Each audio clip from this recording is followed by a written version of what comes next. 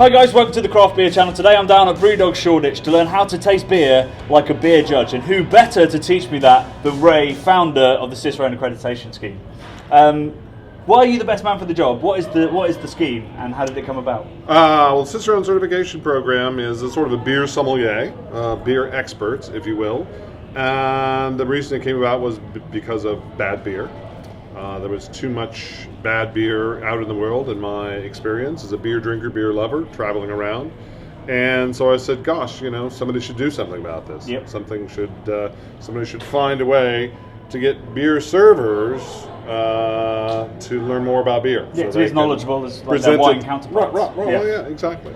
Well, let's see if I can reach that standard for the first time in my life.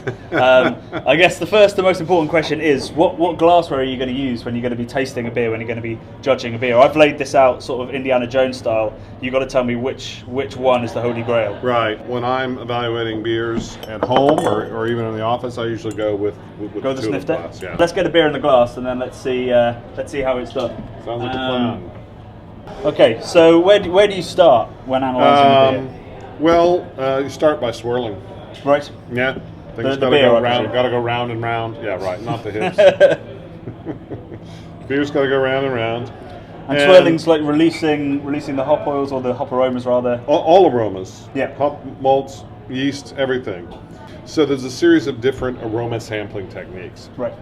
The first one is called the distant sniff. And you pass the glass under your chin and take a sniff of the beer as it goes by. See, beer nerds often have beards down to here, so that could be tricky. So there's another technique. If your beard's too long, you just go like this. You do the drive-by, and you smell the vapor trail. Right? Oh, wow. It hits you once the glass is over there. That's Exactly. So here's the point. There's some attributes in beer that can be extremely powerful and can overwhelm everything else. Right. In fact, they can overwhelm themselves. They can be so strong that if you stick your nose right in there, you get a little whiff of it, Sensory and you think, overload. "Oh, was that?" And then it's like, "Oh, I'm not getting it anymore. Maybe it was my imagination." Yeah. It's the same thing as when you fry fish in the house. While you're home, you can't smell it, but as soon as you go out and come back in, while being home and not being able to smell it, same effect. Adaptation is something that we do. Aroma sampling technique number 2, we're going to swirl, and we're going to stick our nose right in the glass, and we're going to take 2 or 3 short, quick sniffs.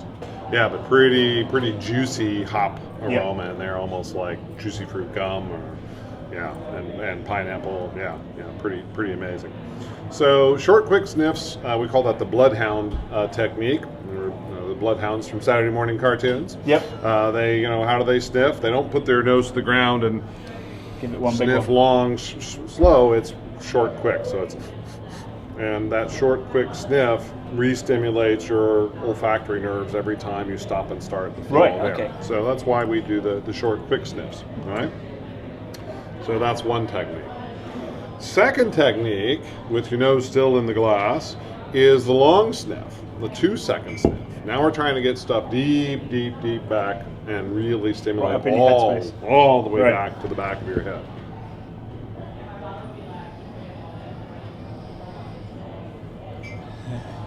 Yeah, 2 seconds. Kind of get high just from smelling it, right? A little bit. The hops.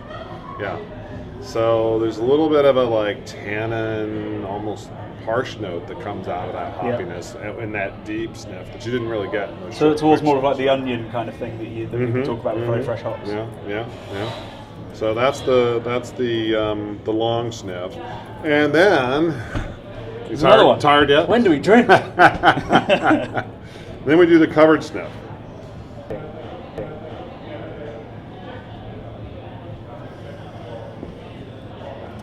Yeah, more of the absurd, slightly stingy hop. And did you get a little sulfur now? A little eggy? Yes. No, I didn't actually. And there are other fruity characteristics, esters, things like that tend to be easier to pick up with that covered sniff. Well, now guess what we get to do? I'm hoping you're going to say drink. No drinking. We're evaluating beer. Tasting. Don't drink. Taste. Enough to coat your tongue, but not enough to float your tongue. It's the prescribed sample size. because you do want to, once you get it in your mouth, be able to move it around. Not violently, but enough to make sure all parts of your tongue are getting exposed and unexposed. And so it's not aerating it like in wine; it's just coating your palate. No, we've got enough carbonation in the beer that we get volatilization going on. Yeah, exactly. Okay. Just move it around. So, at this point, you're probably mostly confirming all the things you identified in the aroma. Kind of saying, right, got that. Hey, malt, in this beer, like the malt comes through a lot more in the palate, duh. But the main new thing is bitterness. Right. So bitterness is a taste. It's something you only perceive on your tongue. There's no aromatic component to that. Yep. So it makes sense that in the mouth, on the tongue, is where you have to perceive bitterness. Bitterness is also one of those things that tends to build up as you drink a beer. Spice. Right, exactly. And I mean, the model I think of is that the bitter compounds actually stick to your tongue. Yep. So you swallow, all the malty components go away, and just the bitter part's sort of sticking there. And I don't know if that's the way it really works, but it's the way it seems to work. There's one other thing we haven't talked about that is sort of a finish to the tasting, which is what we call retronasal accentuation, if you will. Yes, exactly. And it would be if it didn't involve blowing air out of your nose. Oh. Or it might be. I don't know if it would be. So is that swallowing and then going? Yes, exactly. Yeah. Swallowing and exhaling. Because everything, the only thing we actually perceive on our tongue is sweet, sour, salty, bitter, and umami. Yep. Right? Everything else is an aroma compound. And we get those aromas by subtly, we don't realize we're doing it, but every time we have food or beverage in our mouth, we're exhaling through our nose and sending aroma molecules. When you have a blocked nose, you don't taste the subtleties of it. Right, You just because get all that it's not because you can't inhale and smell, it's because you can't exhale and send those aroma molecules up there. Now, I mean, that said, everyone's palate is different. Everyone's olfactory, sensitivities are different. And one of the things about becoming a capable taster is learning the things that you're sensitive to and the things that you're less sensitive to, more sensitive to, less sensitive to, right? And it's not about a matter of being good at it or being bad at it. It's just, it's the way your organism works, right? And learning those things. And, I've got people that I've been judging with for 20 years, buddies of mine that I started out, homebrewing and doing homebrew competitions with in the early 90s. And we all know, like, oh yeah, give that to Randy. He's all of it. If it's in there, Randy's going to go. If diacetyl's there. Right. Oh, that's Stevie. That. Stevie saw, if there's a hint of diacetyl, Stevie's going to be on it. So, you know that about yourselves. And I tolerate diacetyl pretty well. Yeah, I do. I love Pilsner Urquell so much. Yeah, exactly.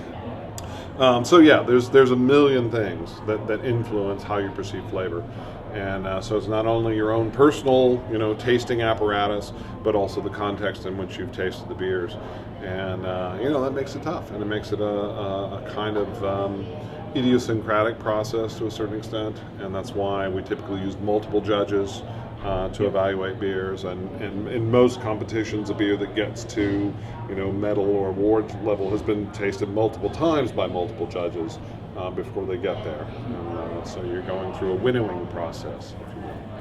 Well, that has been fascinating, particularly the idea of context, and we'll get into that when our video about glassware goes live. But guys, if you've got any comments or any questions for Ray or for me, post them down below. If you really want to, what you should do is re-watch this video with a beer in your hand, with this glass, and see if you can see what we're experiencing now.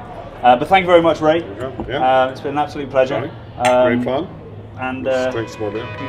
Swirl there. We can drink now. We can do it. Yeah, we can drink. That's just tasting.